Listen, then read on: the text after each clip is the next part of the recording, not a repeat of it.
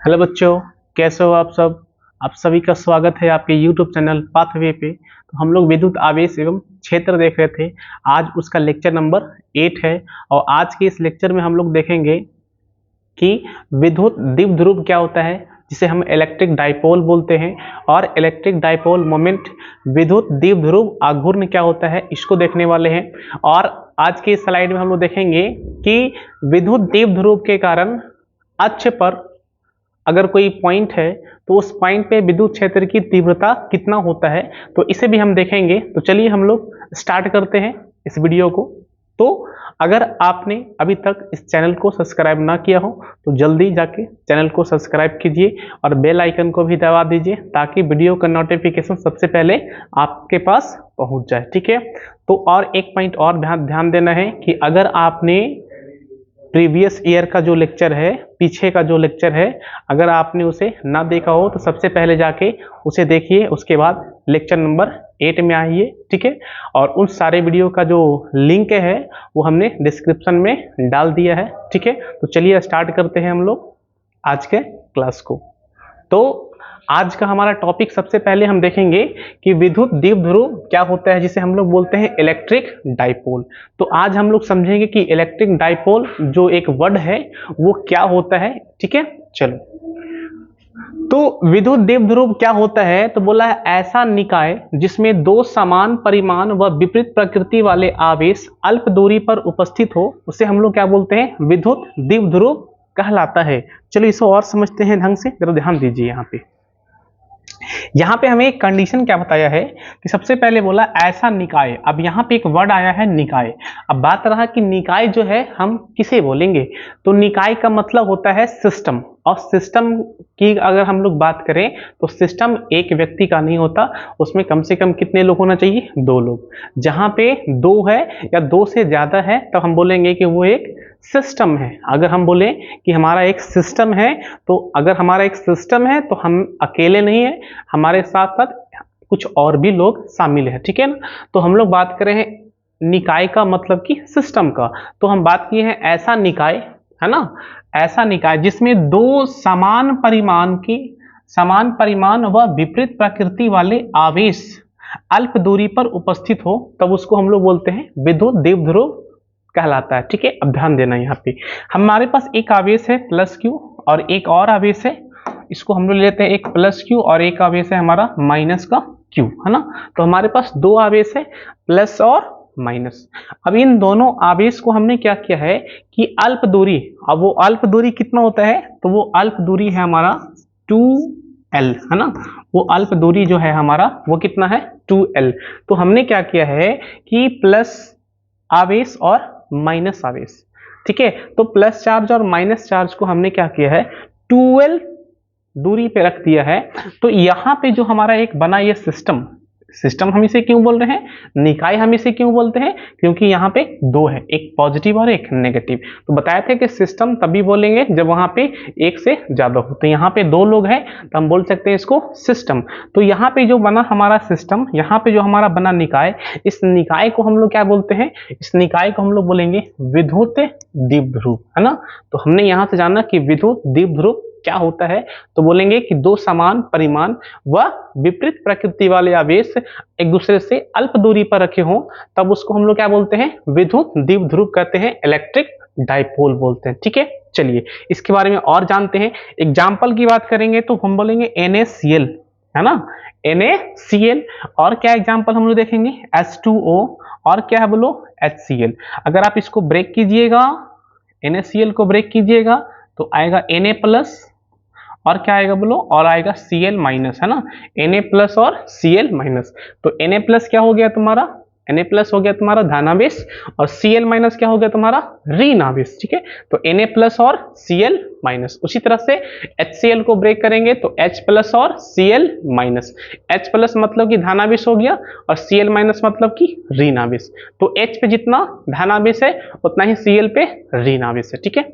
क्यों, क्योंकि यहाँ पे इलेक्ट्रिक डाइपोल में एक कंडीशन है, वो कंडीशन क्या है कि आवेश का परिमाण तो समान होना चाहिए लेकिन उसका जो प्रकृति है वो विपरीत होना चाहिए, मतलब एक धनावेश तो दूसरा ऋण आवेश। ठीक है। चलिए और देखते हैं।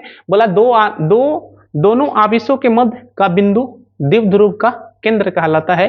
तो यहाँ पे देखो कि हमने क्या किया है कि प्लस चार्ज और माइनस चार्ज को 12 डिस्टेंस पे रखा है ना, तो इसका जो मिड पॉइंट होगा, इसका जो मध्य बिंदु होगा, इस मध्य बिंदु को हम लोग क्या बोलेंगे, केंद्र बोलेंगे, है ना।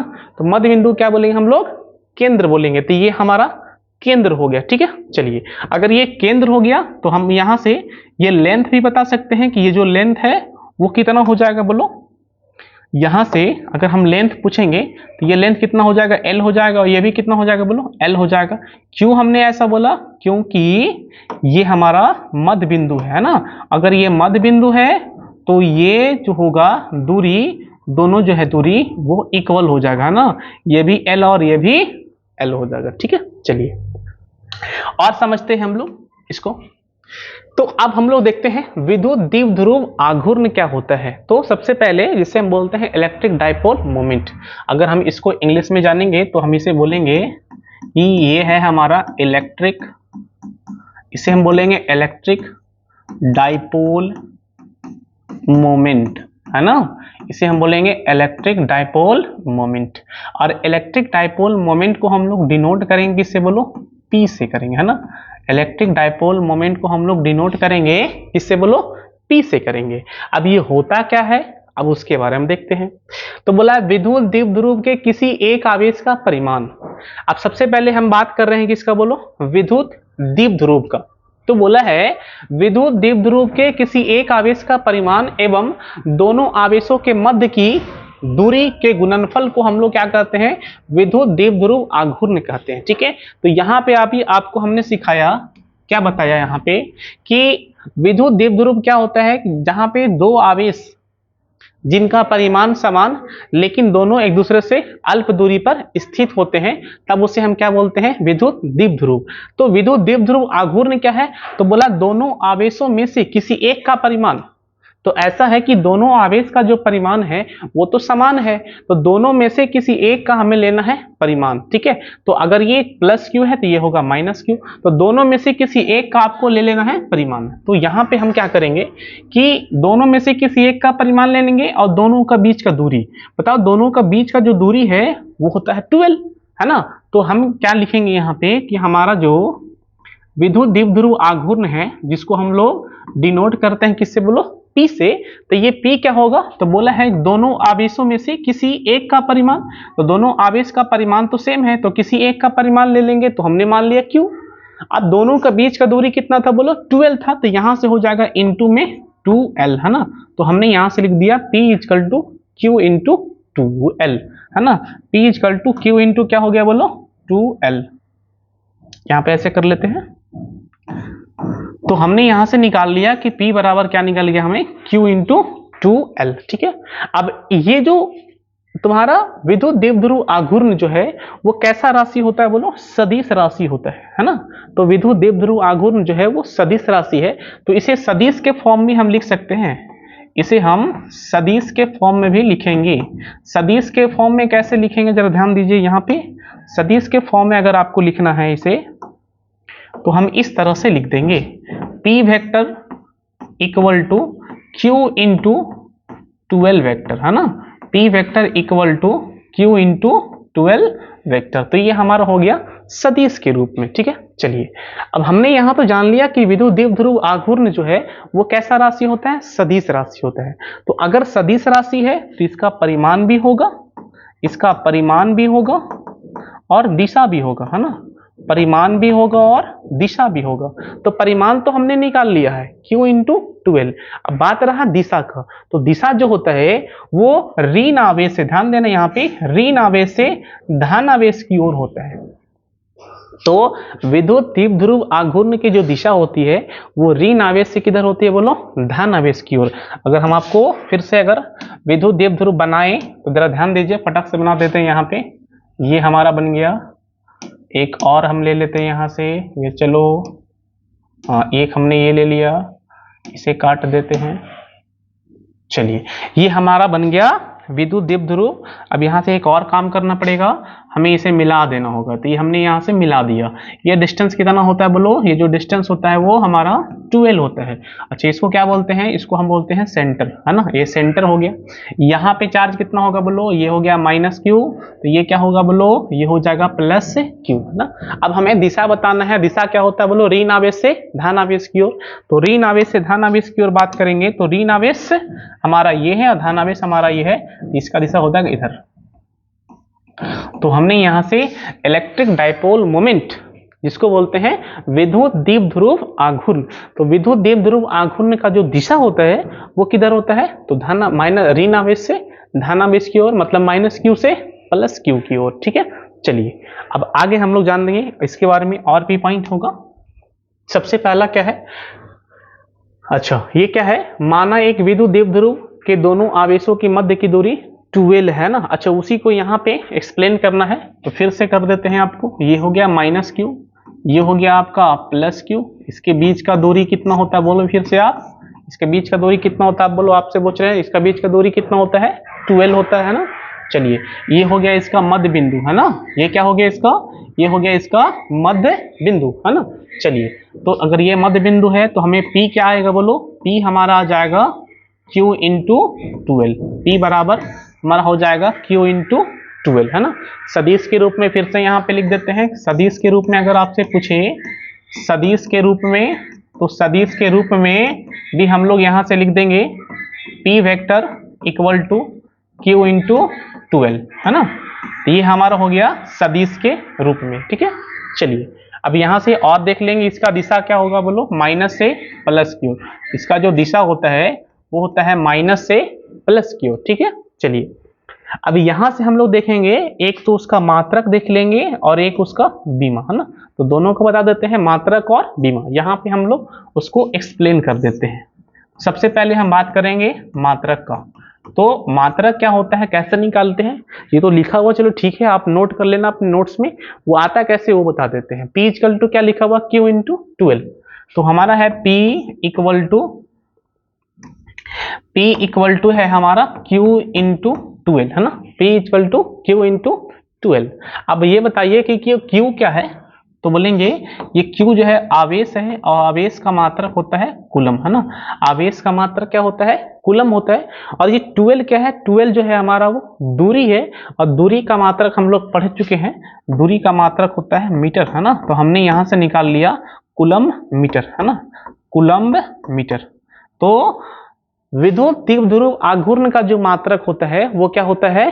कूलम मीटर होता है ना। ये ऑब्जेक्टिव सवाल आपसे बनता है कि विद्युत द्विध्रुव आघूर्ण का मात्रक क्या होता है? तो बोलेंगे विद्युत द्विध्रुव आघूर्ण का मात्रक जो होता है वो होता है कूलम मीटर। ठीक है, अब चलिए यहाँ से एक और भी पॉइंट जान लेते हैं बीमा के बारे में। इसका बीमा जो है वो उतना जो आया है वो कैसे हम लोग निकालेंगे, है ना। कितने पॉइंट को आप याद कर सकते हो, है ना। सारा पॉइंट तो याद करने का होता नहीं है, हाँ। और फिजिक्स ऐसा है जो कि आपको कुछ भी पॉइंट याद करने की जरूरत नहीं है, आप इसे समझ सकते हो और समझ के उसको याद रख सकते हो। ठीक है, चलिए ये LTA क्या होता है देखेंगे बाद में। पहले बीमा निकालना है ना, तो बीमा आ जाइए। हमें निकालना है P का बीमा। बताए थे जिसका भी बीमा निकालना हो आप उसको बॉक्स में बंद कर दो। जिसका भी बीमा निकालना होता है हम उसे क्या कर देते हैं? बॉक्स में बंद कर देते हैं। तो हमने इसे बॉक्स में बंद कर दिया। अब बचा क्या? Q × 12। तो अगर हमें P का बीमा निकालना है तो हमें निकालना होगा Q का बीमा, और हमें निकालना होगा 2L का बीमा।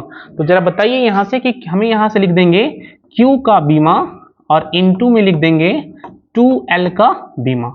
अब ये Q क्या है? बोलेंगे Q जो है वो आवेश है, और आवेश क्या होता है? आवेश होता है Q बराबर, अगर फॉर्मूला जानेंगे तो I T होता है।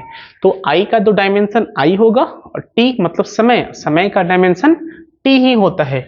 तो हम यहाँ से क्या लिख देंगे? हम यहाँ से लिख देंगे I हो जाएगा और T हो जाएगा। ठीक है, चलो ये दूरी है ना, दूरी का डायमेंशन होता है L। अब इसको कुछ करना नहीं है, अब इसे सॉल्व कर देना है। जब इसे सॉल्व कर देंगे तो क्या हो जाएगा बोलो? तो L को पहले लिख देंगे, L हो गया, उसके बाद T हो गया, उसके बाद I हो गया। तो ये हमारा आ गया LTI, टी आई, ठीक है। तो हमने निकाल लिया कि विद्युत द्विध्रुव आघूर्ण का जो बीमा होता है वो क्या होता है, एल टी ए। यहाँ पे ए लिखा है ना, तो आप जान रखना कि ए मतलब कि धारा का एसआई मात्रक होता है एम्पियर। तो कहीं पे आपको ए मिलेगा, या तो फिर आप आई भी लिख सकते हो, मतलब आप इसे ऐसे भी लिख सकते हो।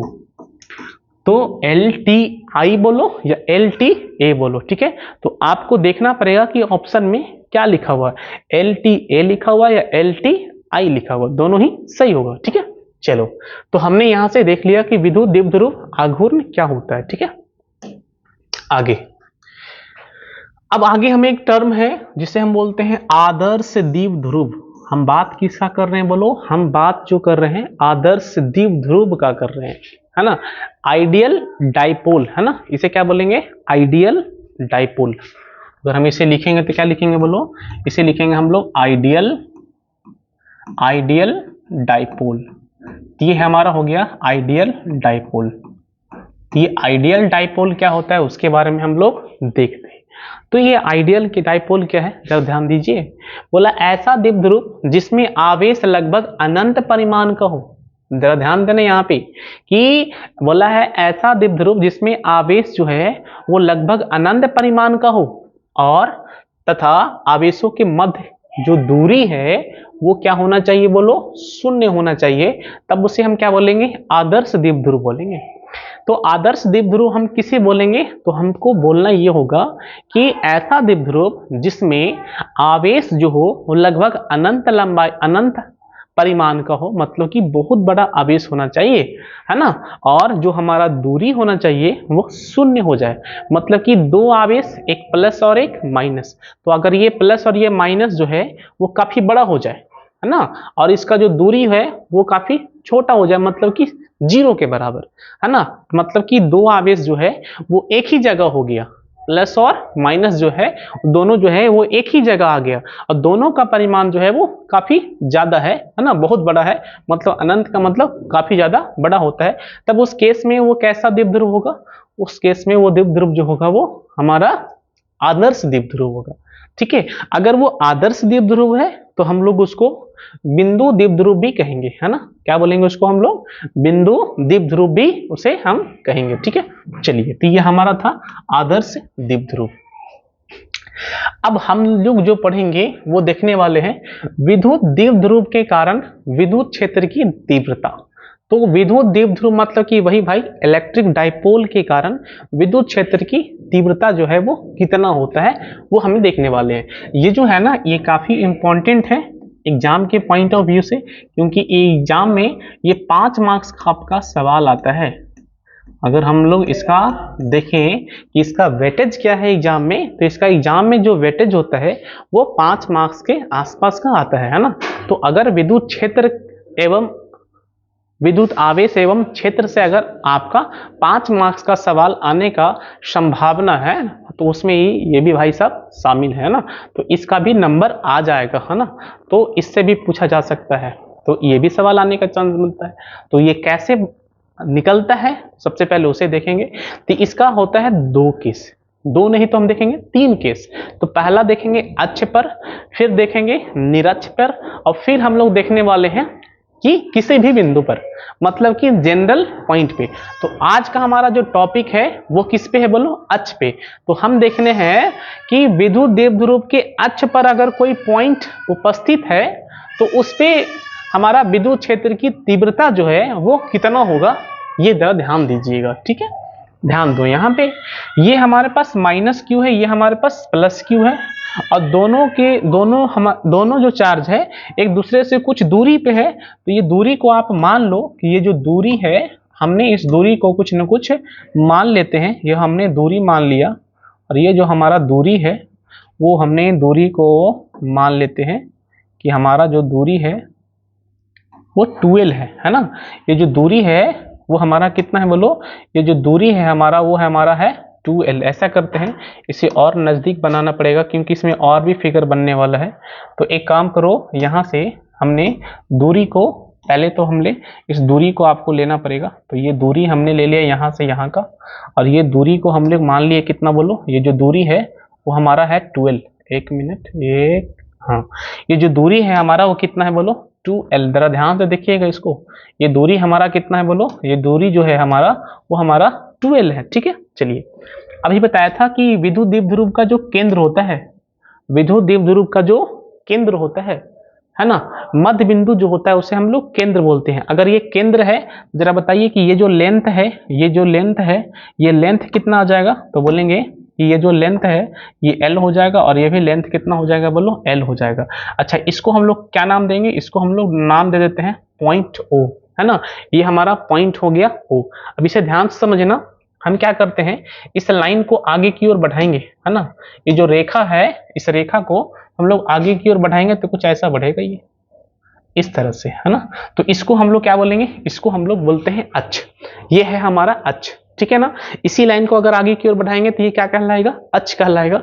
और इसी पे एक पॉइंट है ना, इसी पे एक पॉइंट है, और उस पॉइंट का नाम क्या है बोलो P, है ना। यहाँ पे एक पॉइंट है P, यहाँ पे एक पॉइंट है P, और इसी P पॉइंट पे हमें क्या निकालना है, विद्युत क्षेत्र की तीव्रता। तो सबसे पहले आपको करना क्या है कि इस P पॉइंट का जो दूरी है आपको निकाल लेना है, माइनस से कितना होगा, आपको निकाल लेना है प्लस से कितना होगा। तो चलिए हम लोग निकालते हैं दूरी। तो दूरी हमें सबसे पहले निकालना है किसके कारण बोलो, तो सबसे पहले निकाल लो कि ये प्लस से कितना दूर पे है। तो ये हमारा प्लस से दूरी जो है ये इसका ये रहा, है ना। तो प्लस से इसका दूरी जो है ये रहा। अब हम लोग एक और भी देख लेना है कि इसका दूरी जो है वो माइनस से कितना होगा। तो माइनस से दूरी निकालने के लिए इसको और बढ़ाना होगा, और बढ़ाना होगा, तो ये हमारा हो गया, ये आ गया। तो ये जो दूरी है यहाँ से यहाँ तक वो माइनस से दूरी है, और ये जो दूरी है यहाँ से यहाँ तक वो प्लस से दूरी है। अब इसमें एक पॉइंट और जान लीजिए, ये जो तुम्हारा O पॉइंट है, ये जो तुम्हारा, हाँ, ये जो तुम्हारा O पॉइंट है, अच्छा हाँ, ये जो तुम्हारा O पॉइंट है ना, O पॉइंट से जो P पॉइंट का जो दूरी था उसे हम मान लेते हैं ये जो दूरी है वो L है ना। O पॉइंट से इस P पॉइंट का जो दूरी है उसे हम कितना मान लेते हैं, R। तो ये जो दूरी है हमारा R है, ठीक है। चलिए, तो ये दूरी को हमने कितना मान लिया बोलो, R मान लिया, ठीक है। अब जरा ध्यान देना यहाँ पे, ये हमारा पॉइंट जो है, ये पॉइंट, ये जो पॉइंट है हमारा O जिसको हम लोग बोलते हैं विद्युत द्विध्रुव का केंद्र। तो केंद्र से इसका दूरी कितना है बोलो, R है, ठीक है। चलो, ये प्लस Q से इसका दूरी कितना है बोलो तुम्हारा, तो हमने ये लेंथ लिखा है ना, और माइनस Q से इसका दूरी कितना है बोलो, तो हमने देखा ये लेंथ दिखाया। तो अब क्यों ना सबका मान निकाल ले, ये पूरा लेंथ कितना है R, ये लेंथ कितना है L, तो क्यों ना हम यहाँ से पता कर लें ये जो लेंथ होगा सर ये R माइनस L होगा। हाँ, ये ना बोलो बोलो बोलो, ये लेंथ कितना होगा बोलो, R माइनस L। कैसे, ये पूरा लेंथ कितना है R, ये पूरा लेंथ कितना है L। तो अगर इस पूरे लेंथ में से ये लेंथ घटा देंगे तो हमें क्या बचेगा, यहाँ से यहाँ का लेंथ बचेगा, और यहाँ से यहाँ का लेंथ जो बचेगा वो कितना होगा बोलो, R माइनस L, है ना। तो इसको लिखेंगे हम लोग R minus L, R minus L, ठीक है। आ जाइए, ये पूरा लेंथ कितना है बोलो R है, और ये लेंथ कितना है L है। तो अगर इस पूरे लेंथ में को ये लेंथ अगर ऐड कर दें तो हमें ये पूरा लेंथ मिल जाएगा। तो हमें ये पूरा लेंथ भी पता हो गया कि ये पूरा लेंथ कितना है बोलो, तो ये पूरा लेंथ जो है, ये पूरा लेंथ जो है वो है R प्लस L, है ना। तो ये पूरा लेंथ जो है वो R प्लस L है, और ये लेंथ कितना है बोलो, R माइनस L है। ये पूरा लेंथ कितना है, 2L है। ये कितना है, L है। ये कितना है, L है। ये लेंथ कितना है, R है। तो हमने सारा का डिस्टेंस यहाँ से निकाल लिया है। अब डिस्टेंस निकालने के बाद आपको कुछ ज़्यादा और कुछ करने की ज़रूरत नहीं है, बस इतना कर दिए तो आपका काम खत्म हो गया। अब उसके बाद होता है क्या है कि आपके एग्जाम में थोड़ा सा लैंग्वेज लिखना होता है। तो लैंग्वेज लिखने के लिए हम लोग इस तरह से लिख लेंगे कि माना एक विद्युत द्विध्रुव है जिसके केंद्र O से R दूरी पर अक्षीय दिशा में बिंदु P स्थित है, जिस पर हमें विद्युत द्विध्रुव क्षेत्र की तीव्रता ज्ञात करनी है। तो ये तो लैंग्वेज हो गया जो हम लोग यहाँ से देख के लिख लेंगे। अब हम लोग इसको प्रूफ करने की ओर बढ़ते हैं। तो सबसे पहले क्या करना होगा कि ये भी बिंदु आवेश है और ये भी बिंदु आवेश है। तो बिंदु आवेश के कारण R दूरी पे विद्युत क्षेत्र की तीव्रता आपको हमने पढ़ा चुका है, 1/4 पाई एप्सिलॉन नॉट Q बटा R स्क्वायर होता है। तो हम क्या करेंगे, सबसे पहले निकाल लेंगे कि इस प्लस Q आवेश के कारण इस P पॉइंट पे, इस प्लस क्यू आवेश के कारण इस पी पॉइंट पे विद्युत क्षेत्र की तीव्रता जो है वो कितना है ना। तो हम यहां से लिखते हैं कि प्लस, ध्यान से दिखना, यहां से हम लोग स्टार्ट करते हैं बनाना, इसको मिट जाओ। हाँ, यहां से हम लोग लिखेंगे कि प्लस क्यू आवेश के कारण, प्लस क्यू आवेश के कारण, तो प्लस क्यू आवेश के कारण बिंदु P पर, है ना, प्लस क्यू आवेश के कारण बिंदु P पर, बिंदु P पर विद्युत क्षेत्र की तीव्रता, बिंदु P पर विद्युत क्षेत्र की तीव्रता कितना होगा ये हम लोग निकालेंगे, ठीक है ना। तो प्लस क्यू आवेश के कारण हम निकाल रहे हैं बिंदु P पर विद्युत क्षेत्र की तीव्रता, तो वो कितना होगा बोलो। तो हमने इसको मान लिया E1। ध्यान देना, यहां से और भी काम कर देते हैं कि यहां से एक और भी थोड़ा सा इसमें और ऐड कर लेना है आपको। अब वो क्या ऐड कर लेना, ध्यान देना, ये है प्लस क्यू, और प्लस क्यू आवेश के कारण बिंदु P पर विद्युत क्षेत्र की तीव्रता तो हम निकाल लेंगे 1/4 पाई एप्सिलॉन नॉट Q बटा R स्क्वायर, लेकिन उसका दिशा किधर होगा, तो प्लस आवेश से जो दिशा होता है विद्युत क्षेत्र का वो होता है दूर की ओर, मतलब दूर मतलब बाहर की ओर, और माइनस के कारण जो दिशा होगा वो होगा पास की ओर, मतलब कि अंदर की ओर। तो इसके कारण अगर दिशा निकालना है तो दिशा जो होगा यहां से होगा बाहर की ओर, है ना। तो यहां से हम लोग लेंगे दिशा, जो लेंगे वो बाहर की ओर लेंगे। इसका हम लोग कलर थोड़ा सा चेंज कर दे, तो हम लोग दिशा जो लेंगे वो कहां लेंगे बोलो, बाहर की ओर, ठीक है। चलिए, और माइनस क्यू आवेश के कारण जो विद्युत क्षेत्र की दिशा होता है वो अंदर की ओर होता है, तो यहाँ पे आपको लेना होगा दिशा अंदर की ओर, है ना। तो यहाँ पे हमने इसको ले लिया है, इसको घुमा दो और ये हम लोग यहाँ पे पुट कर देते हैं, तो यहाँ पे दिशा जो होगा वो अंदर की ओर होगा, ठीक है। चलो, तो आपको यहाँ पे दोनों को ले लेना होगा, ठीक है। तो प्लस क्यू आवेश के कारण जो दिशा होगा वो बाहर की ओर होगा, और उसका नाम क्या है, तो उसका जो नाम है वो है E1, है ना। उसका जो नाम है वो क्या होगा बोलो, वो हो जाएगा हमारा E1।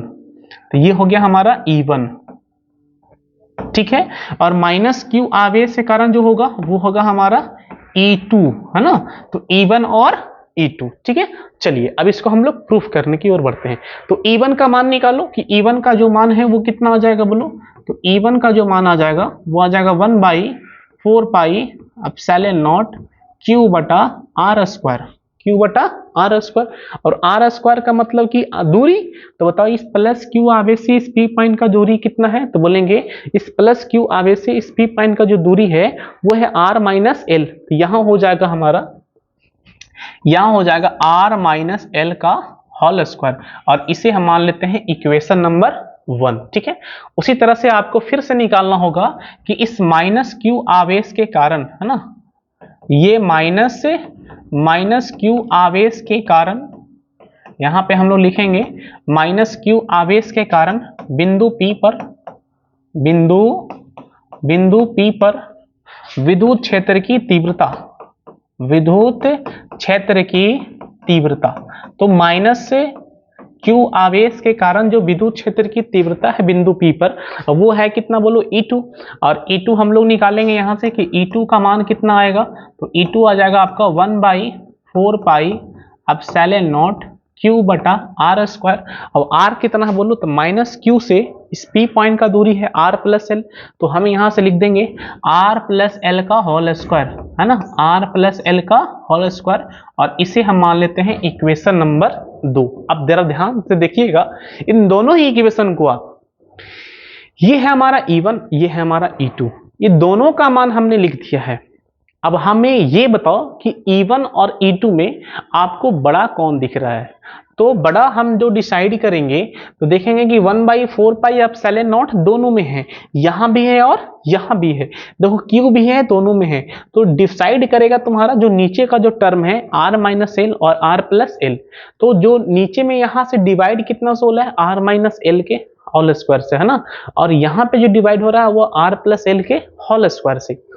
तो अगर यहाँ पे हर में देखो कि वैल्यू अगर कम है तो उसका जो मान है वो बड़ा आएगा। कहने का मतलब ये हो गया कि अगर मान लो हमने लिखा 2/5 और हमने लिखा 2/7, तो इसमें से बड़ा कौन होगा, तो बोलेंगे इसमें से बड़ा जो होगा वो ये होगा। क्यों बड़ा होगा, क्योंकि हम सेम नंबर में छोटा नंबर से डिवाइड कर रहे हैं। तो अगर आप सेम नंबर में छोटा नंबर से डिवाइड कीजिएगा तो उसका वैल्यू बड़ा आएगा, और बड़ा नंबर से डिवाइड कीजिएगा उसका वैल्यू छोटा आएगा, है ना। तो हमने यहां से इसको मिटा देते हैं। तो हमें यहां से पता लग गया कि E1 का मान ज्यादा है और E2 का मान कम है ना। तो प्लस के कारण जो विद्युत क्षेत्र की तीव्रता है E1, है ना, वो ज्यादा है माइनस के कारण जो विद्युत क्षेत्र की तीव्रता है E2 से।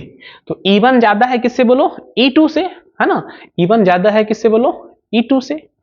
तो हम क्या करेंगे कि नेट वैल्यू जो होगा वो किधर होगा बोलो, तो नेट वैल्यू जो होगा वो E1 की तरफ, है ना, क्योंकि इधर ज्यादा है और इधर कम है ना। तो नेट किधर होगा बोलो, तो नेट होगा इधर की तरफ, है ना, और इधर की तरफ होगा, और होगा कितना, तो आपको तो निकालने आता है, बड़ा माइनस छोटा, मतलब E1 माइनस E2।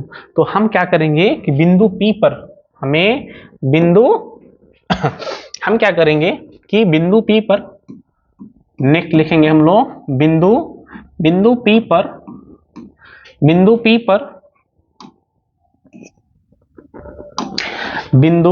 पर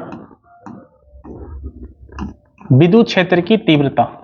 बिंदु P पर ऐसे लिखो, कुल विद्युत क्षेत्र की तीव्रता, है ना। बिंदु P पर कुल विद्युत क्षेत्र की तीव्रता। तो बिंदु P पर कुल विद्युत क्षेत्र की तीव्रता कितना हो जाएगा, तो वो हम लोग कैसे निकालेंगे, तो हम लोग यहां से लिखेंगे E। तो बिंदु P पर कुल विद्युत क्षेत्र की तीव्रता जो है वो कितना है बोलो, E है। तो E का मान कैसे आएगा, तो हम लिखेंगे E1, है ना। हम क्या लिखेंगे यहां से, E1 हम लिखेंगे E equal to E1 minus E2, है ना, सिंपल।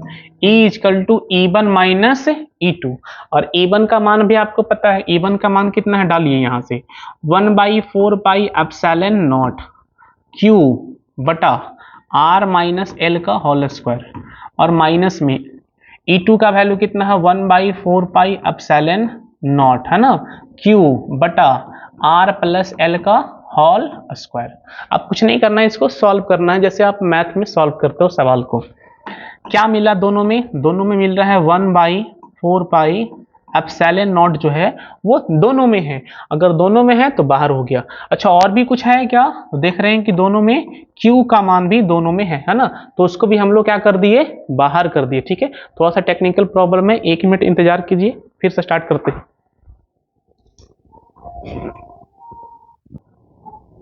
तो चलिए देखते हैं, थोड़ा सा टेक्निकल प्रॉब्लम था किसी कारण थोड़ा सा हमें क्लास रोकना पड़ा।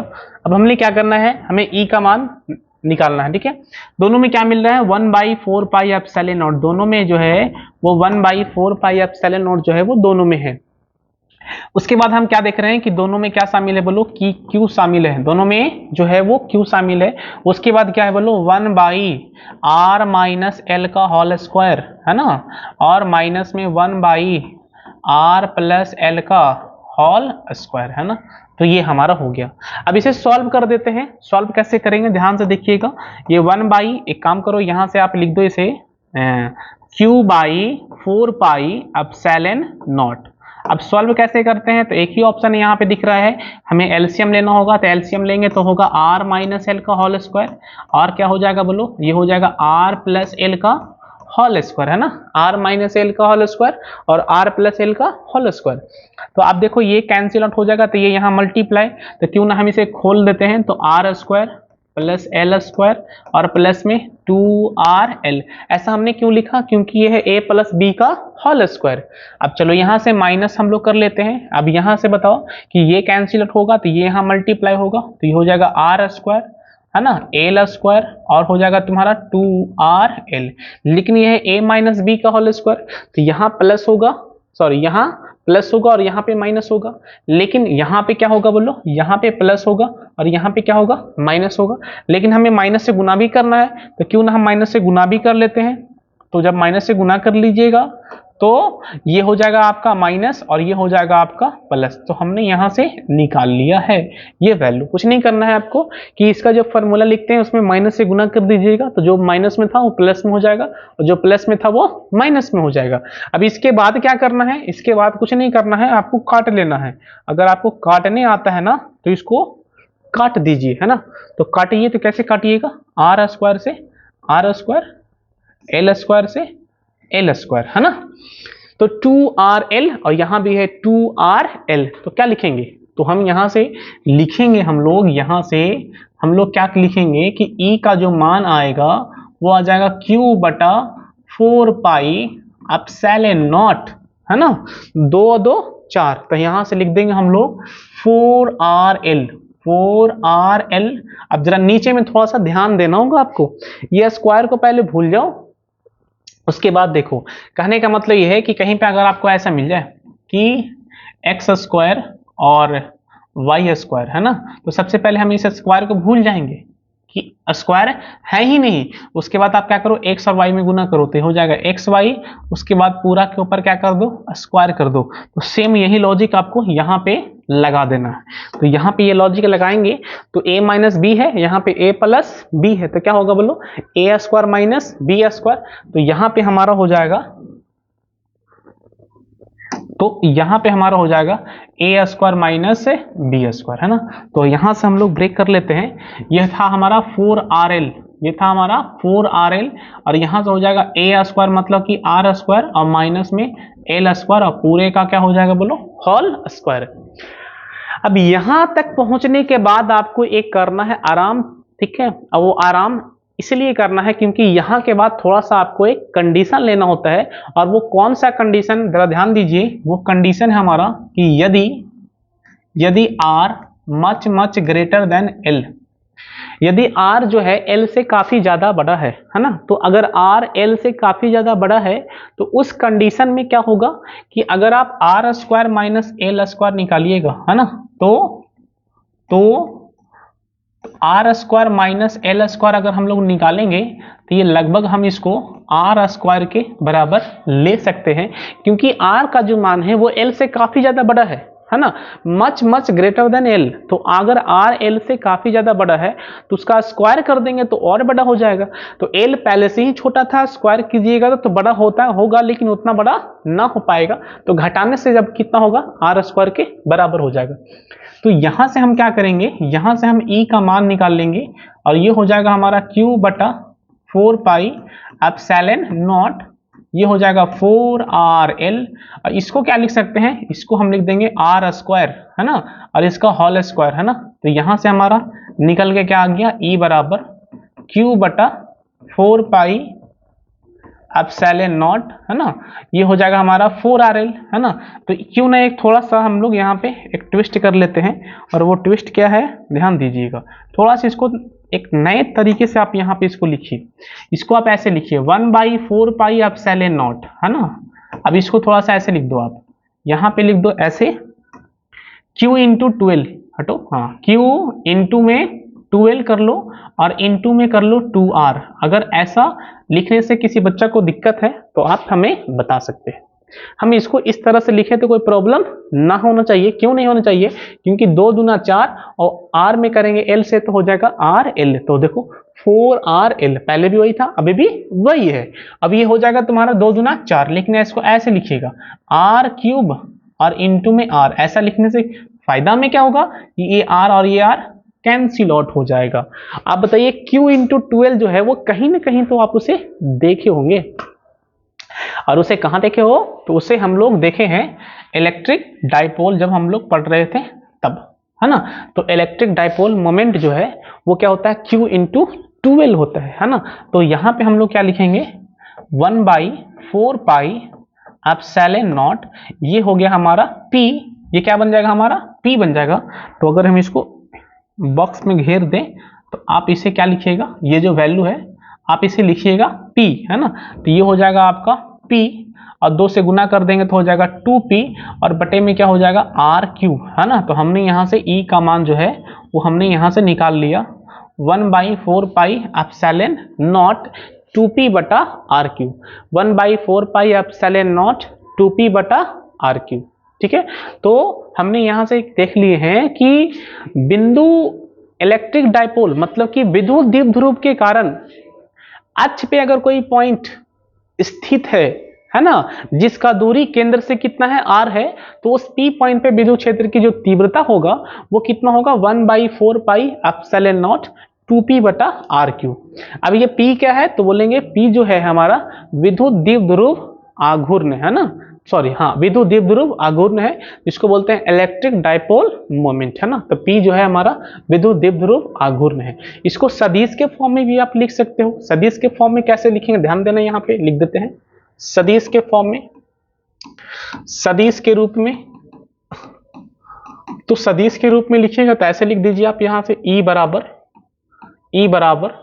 1/4 पाई एप्सिलॉन नॉट 2p/r³, है ना। तो ये तो हमारा परिमाण हो गया, लेकिन हमें लिखना होगा दिशा, और दिशा हम लोग कैसे लिखेंगे, r से। तो ये हमने लिख दिया सदिश के रूप में, है ना। ये हमारा हो गया सदिश के रूप में। इतना ही काम करना होता है, और इतना काम करने से आपको एग्जाम में 5 मार्क्स जो है वो मिल जाएगा। ये 5 मार्क्स देने से आपको टीचर भी रोक ना पाएगा। अगर इस तरह से अगर आप काम करते हैं ना, तो आपको ऑटोमेटिक जो है वो टीचर खुश होकर आपको 5 नंबर जो है वो आपको दे देगा, ठीक है। 1 नंबर भी वो काटने वाला नहीं है, अगर आप इतना काम सही तरीके से कर लेते हैं तब, ठीक है। तो आज का हमारा जो लेक्चर है ये यहीं तक है, और अगले लेक्चर में हम लोग इससे और आगे की ओर चलेंगे। तो एक बार फिर से आप सभी से अनुरोध है कि अगर आप अभी तक इस चैनल को सब्सक्राइब ना किए हैं तो जितना जल्दी हो सके इसे सब्सक्राइब कर दे, क्योंकि काफ़ी बच्चे जो है वो इस पढ़ के चले जाते हैं, वो सब्सक्राइब नहीं करते हैं। अब पता नहीं उनके दिमाग में क्या चलते रहता है कि सब्सक्राइब करने से पता नहीं उनका हाथ वहाँ तक जाके फिर लगता है रुक जाता है ना। तो आपको हाथ जो है वो सब्सक्राइब के बटन पे जाके पहुँचा कर ही छोड़ना है, ठीक है। और बेल आइकन को भी दबा दीजिए ताकि आपको किसी भी तरह का वीडियो का नोटिफिकेशन आप तक समय समय पे पहुंचता रहे, ठीक है। तो चलिए मिलते हैं हम लोग नेक्स्ट वीडियो में, तब तक के लिए बेस्ट ऑफ लक।